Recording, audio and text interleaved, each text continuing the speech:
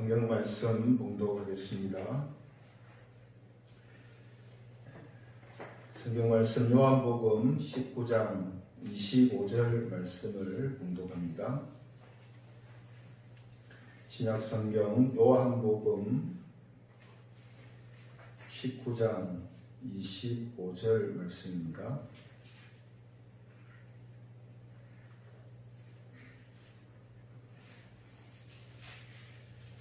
요한복음 19장 25절 말씀을 제가 봉독하겠습니다. 예수의 십자가 곁에는 그 어머니와 이모와 글로바의 아내 마리아와 막달라 마리아가 섰는지라. 아멘. 이 시간에는 그리스도의 십자가 여덟 번째 마지막 시간으로 십자가의 삶이라는 제목을 가지고 말씀의 은혜를 나누겠습니다. 십자가의 삶. 방금 읽었던 본문은 우리가 첫 번째 시간에 본문으로 삼고 말씀을 함께 나누었던 내용인데요. 첫 번째 시간에 십자가 곁에 서십시오 하는 제목을 가지고 말씀을 시작을 했습니다. 십자가 곁에 서십시오라는 이 말은 다르게 말하면 십자가의 삶을 사십시오 하는 그런 의미가 되겠죠. 그래서 첫 번째 시간에 우리가 나누었던 것이 그리스도의 십자가는 우리 신자들에게 가장 필요한 것을 누리게 하는 거룩한 방편이 된다라는 것이었고요. 그렇기 때문에 우리는 십자가에 가까이 가서 십자가의 정신과 의미들을 알고 십자가의 삶을 살아야 한다 하는 것이었습니다. 그래서 그동안 십자가에 대해서 살펴보면서 십자가는 우리로 하여금 진정으로 회개하게 하고 또 하나님의 사랑을 알게 하며 올바른 믿음과 기도의 삶을 가능케 한다 하는 사실을 살펴보았습니다. 또 십자가는 우리로 하여금 죄사함과 진리에 대한 확신을 어떤 방편보다 더 확실하게 우리로 하여금 갖게 한다 하는 내용도 살펴보았습니다. 이제 마지막 시간에는 이렇게 그리스도의 십자가를 통해서 이런 일들이 이제 우리에게 생기는데 이런 일들 가운데 우리가 정말로 십자가의 삶을 살고 있는가? 이런저런 것들을 우리가 쭉 살폈습니다. 십자가의 의미와 정신을 알고 또 그 십자가를 통해서 주시는 하나님의 은혜를 받아서 우리가 살게 되는데 그럴 때 우리에게 이제 어떤 모습들이 나타나는가 하는 것을 우리가 이제 살펴봐야 합니다. 이것이 십자가의 이제 삶이라고 할 수 있거든요. 그죠? 그래서 또 반복되는 내용이 나올 수도 있습니다만 마지막 마무리하는 의미에서 십자가의 삶을 살아갈 때 우리에게는 어떤 현상들이 나타나고 우리의 모습은 어떻게 나타나는가 이것을 살피면서 내가 지금 그리스도의 십자가를 따르는 삶을 그 십자가의 삶을 사는 삶이 바르게 되어지고 있는가 하는 것을 우리가 평소에 점검해보는 그런 방법으로 사용하기를 원합니다. 우리가 이제 십자가의 정신과 원리를 통해서 살고 있으면 나타나는 많은 모습들이 있죠. 근데 대표적으로 세 가지 이제 모습을 좀 살펴볼 건데요. 첫 번째는 뭐냐면 그리스도를 뜨겁게 사랑한다라는 것입니다. 십자가를 통해서 예수님을 알게 되고 하나님의 사랑을 알게 되는 사람들은 또 그것을 알고 그 마음을 가지고 변함없이 살아가는 사람들한테는 그리스도를 사랑하는 마음이 계속해서 나온다는 거예요. 이런 의미에서 그리스도를 뜨겁게 사랑하고 변함없이 사랑하는 이 모습이 십자가의 삶을 사는 사람들한테 나타나는 모습이라는 겁니다. 그래서 십자가는 우리에게 많은 것을 알게 하지만 가장 중요한 것을 알게 하는 것이 하나님의 사랑이라고 했습니다. 그렇죠? 우리가 사람과의 관계에도 그렇듯이 내가 저 사람이 나를 정말 진정으로 사랑해 준다는 것을 그 사람이 깨닫게 되면, 진정으로 사랑해 주는데도 모르는 사람도 많죠. 사랑만 받는 사람들도 많습니다. 그거는 사랑, 그 사람이 나한테 베풀어주는 사랑이 얼마나 깊은지를 몰라서 하는 거죠. 그러나 그 사랑을 깨닫게 되면 누구나 그 자기를 사랑해준 사람을 자기도 사랑하게 되어 있습니다. 그렇죠? 그것처럼 하나님이 나를 얼마나 사랑하시는가 하는 것을 알면 우리 역시 하나님을 그렇게 사랑할 수밖에 없는 거예요. 하나님과 동일하게 사랑하지는 못하지만 변함없이 하나님을 신뢰하고 사랑하는 마음으로 이제 살게 된다라는 거죠. 이런 의미에서 구약과 신약 성경은 우리에게 하나님을 사랑하라 하는 말을 합니다. 이거는 억지로 하라는 말이 아닙니다. 하나님의 사랑을 아는 자들아, 깨달은 자들아, 하나님을 사랑하자 이 말이에요. 사랑하자.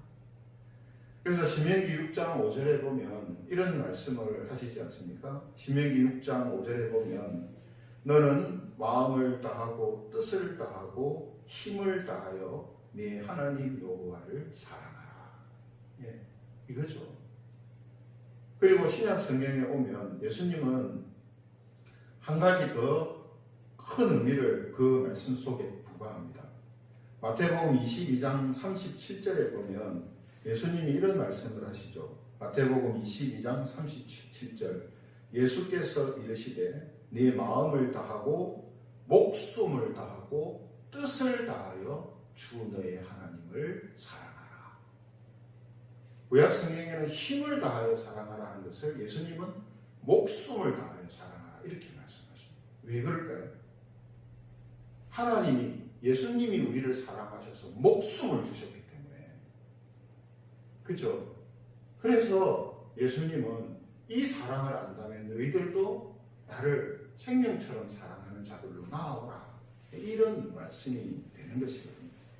그러므로 우리가 이 십자가, 그리스도의 십자가를 통해서 하나님과 그리스도 또 그 사랑을 알게 될 때 우리는 하나님과 예수님을 그렇게 사랑할 수밖에 없는, 이게 십자가의 정신과 그 십자가의 삶을 살아가는 사람들한테 나타나는 현상, 반응이죠, 반응. 그렇죠? 그리고 두 번째로 나타나는 모습은 뭐냐면 진리를 사랑한다라는 것입니다. 하나님께서 우리에게 알려주시는 진리를 뜨겁게 변함없이 사랑한다. 그래서 십자가를 통해서 분명하게 알게 되는 것 중에 하나가 진리라고 했습니다. 그렇죠? 진리. 우리가 다른 진리에 대해서 직접적으로 많이 배우거나 모르더라도 예수님과 십자가를 통해 알게 되는 진리가 그 부족한 것들을 기본적으로는 덮어주는 역할을 할 정도로 십자가를 통해서 알게 되는, 깨닫게 되는 진리들은 너무나 굵고 크고 깊습니다. 그래서 이런 이야기를 하는 거거든요. 그렇다고 우리가 다른 진리에 대해서 배울 필요가 없다 그런 의미는 아닙니다. 더 다른 진리에 대해서 배우면서 다시 어디로 갑니까? 십자가로 감을 통해서 하나님의 사랑이 이렇게 놀랍구나 하는 것을 더 깊이 이제 깨닫게 되겠죠. 그러나 분명한 것은 그리스도의 이 십자가를 통해서 알게 되는 진리는 부족한 것이 없다. 부족한 것이 없다. 그만큼 예수님과 이 십자가를 통해 알게 되는 진리가 중요하고 깊으며 크고 넓다라는 것을 말하는 것입니다. 이런 의미에서 하나님의 사람들은 하나님의 말씀, 진리를 사랑합니다 라는 이런 고백들을 하게 되고 또 그것을 진짜 느끼면서 그렇게 살게 되는 거죠. 시편 119편 97절에 보면 여러분 시편 119편은 하나님의 말씀에 대한 진리에 대한 성도의 반응, 성도의 마음과 태도가 어떤가 하는 것이 정말 잘 드러나 있는 그런 성경인데요. 시편 119편 97절에 보면 그 시편 기자가 이런 고백을 합니다. 97절에 보면 내가 주의 법을 어찌 그리 사랑하는지요. 내가 그것을 종일 작은 소리로 어쩌리나이다. 사회나 문화가 많이 변화되어서 예전과는 다른 세상이지만 여러분 우리가 생활하면서 참 암송하고 말씀을 이렇게 상기하고 산다는 게 이게 얼마나 어려운 일인가 하는 것을 우리가 알지 않습니까? 그렇죠? 하지만 지금 시편 기자의 이 고백은 내가 그 말씀을 얼마나 사랑하는지 종일 작은 소리로 쪼린다 이런 거죠. 또 시편 119편 103절에 보면 역시 같은 기록자가 이런 고백을 합니다. 시편 119편 103절 주의 말씀의 맛이 내게 어찌 그리 단지요 내 입에 꿀보다 더 단이다. 꿀보다 더 단이다. 우리가 이 말씀의 이 그 단맛, 말씀의 이 단맛, 이것을 우리가 얼마나 오래 느끼면서 사느냐, 이거는 다를 수 있습니다만, 십자가를 통과한 사람들은 반드시 이 말씀의 단맛을 경험한 사람들이죠. 단맛을 경험한 사람. 그 단맛이 갈수록 약간 희미해지기는 하게 할 수 있어도 분명히 말씀의 단맛을 경험한 사람입니다. 그래서 말씀 없이 못 삽니다 하는 생각이 마음속에 늘 있는 사람이에요. 생각 속에. 그죠? 그러니 당연히 뭡니까? 이 진리, 하나님의 말씀을 사랑하는 마음, 그 마음이 항상 있단 말이죠.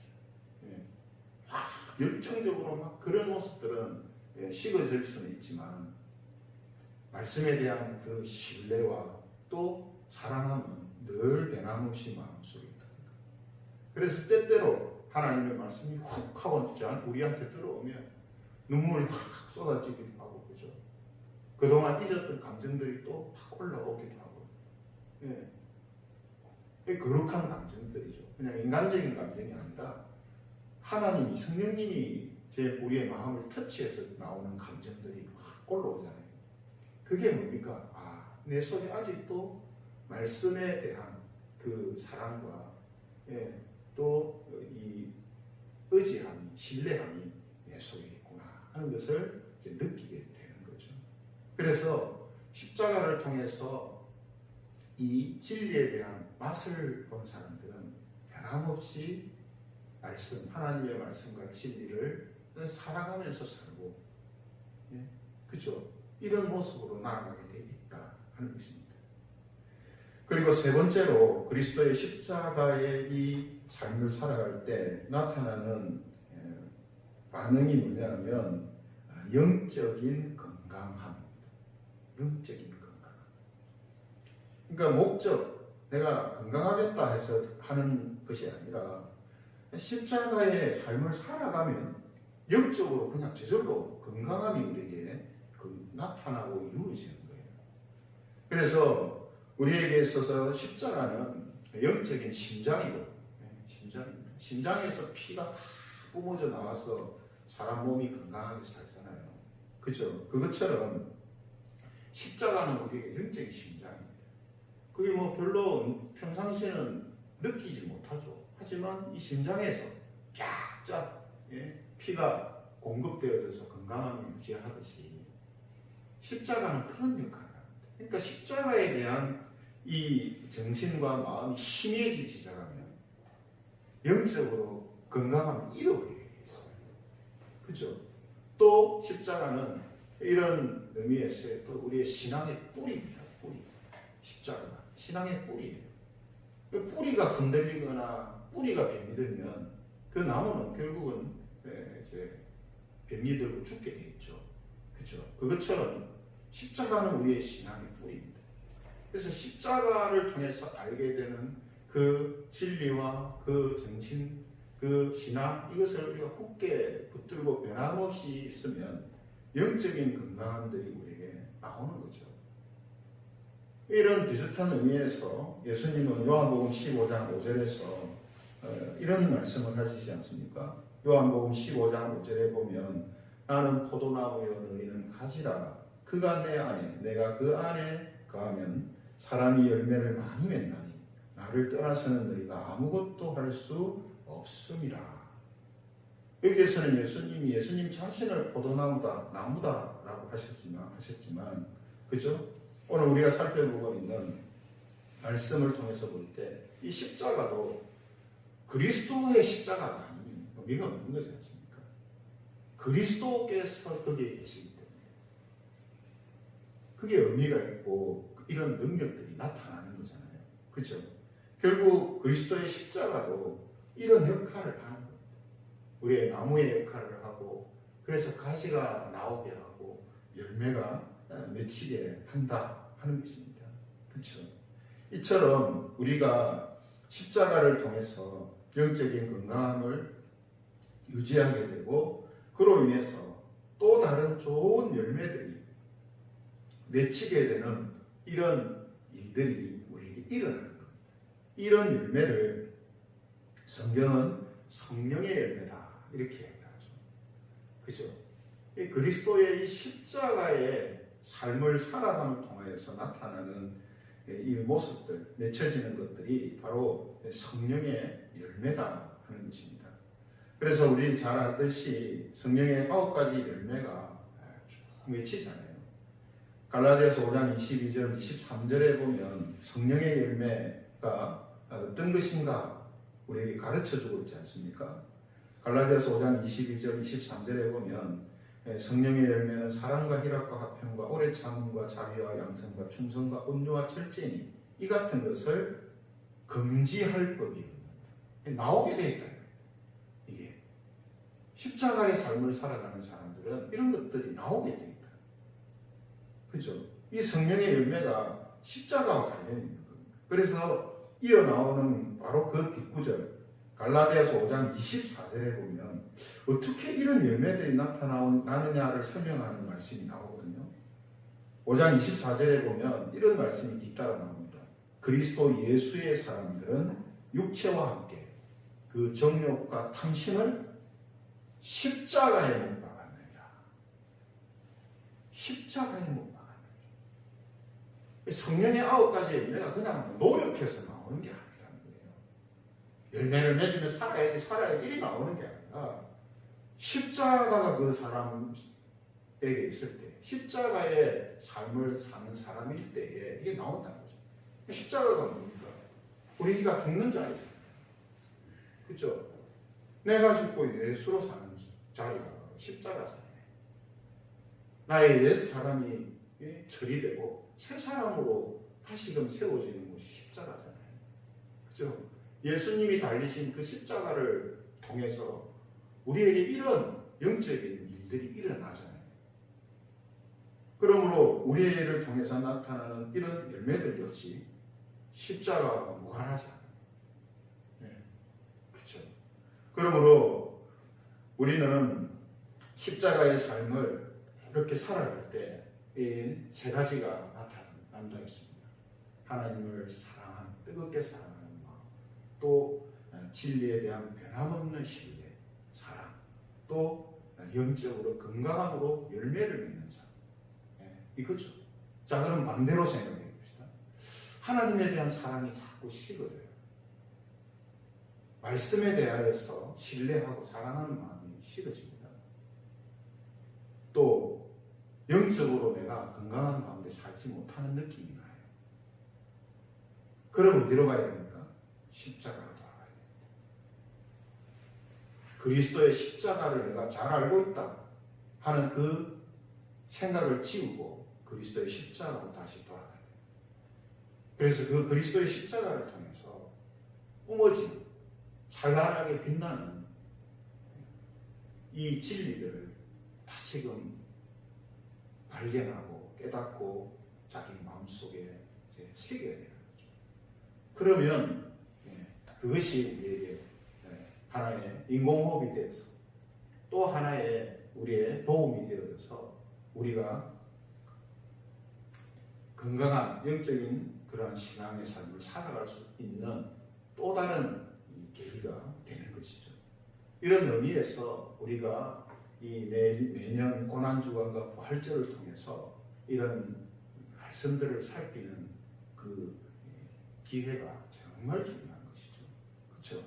그래서 한 주간 동안 우리가 또 새벽 예배를 통해서 또 가정에서 말씀을 듣고 또 예배를 드리면서 어떤 마음과 또 생각들을 가지셨는지 잘 모르겠습니다만 성령 하나님께서 또 각자에게 필요한 자극을 주시고 또 깨달음을 주셨다면 이 고난주간이 저와 여러분들의 신앙의 삶이 좀 더 십자가의 삶에 또 가깝게 다가가도록 인도하셨을 줄 믿습니다.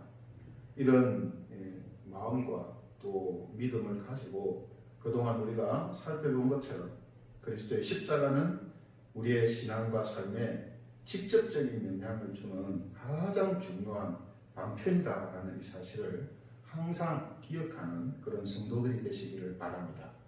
그래서 사도 바울처럼 예수 그리스도와 그가 십자가에 못 박히신 것 외에는 아무것도 알지 아니하기로 작정하였다 하는 이 말을 할 정도로 예수님과 그 십자가를 사랑하는 마음으로 살아가시기를 바랍니다. 또 내게는 우리 주 예수 그리스도의 십자가 외에 결코 자랑할 것이 없다 하는 이런 고백도 함께 하며 사시기를 바랍니다. 그래서 예수님의 이 흔적이 또 성령님의 열매가 저와 여러분들에게 새겨지고 더 풍성하게 나타나는 그런 삶을 살아서 하나님께서 우리에게 원하시는 그런 삶을 성실하고 바르게 계속해서 변함없이 나아가는 그런 저와 여러분들 또 우리 교회가 되기를 주님의 이름으로 축원합니다.